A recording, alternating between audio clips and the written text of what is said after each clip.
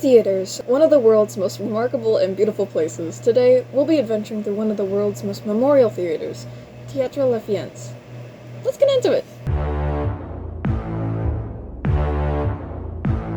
Before we get into common questions, let's start with a small background.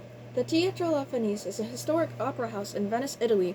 It is one of the most famous and renowned landmarks in the history of Italian theater, and in the history of opera as a whole.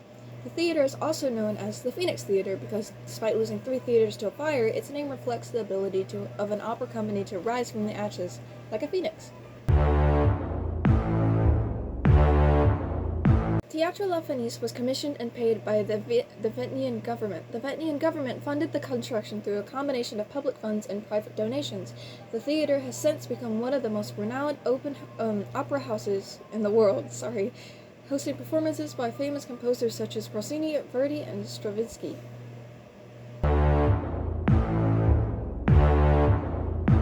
The design of the new opera house was put out for a competitive tender, and from 29 plans submitted, the committee of experts selected the work of architect Giannantonio Selva.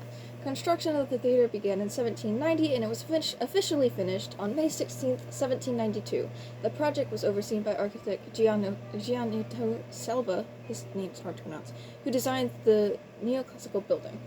He built it and designed it. During the First World War, La Firenze was closed, but it reopened to become the scene of much activity, attracting many of the world's greatest singers and conductors. During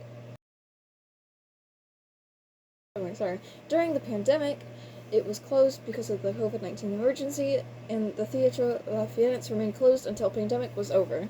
The theater has been rebuilt a total of 3 times, which would be the biggest renovations for the building. Not just biggest, but major.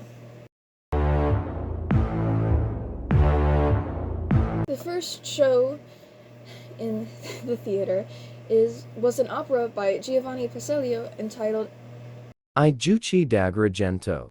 I feel like I butchered that. I remember how to say it, but I don't think I said it correctly. Set to a libretto by Alessandro Pipoli.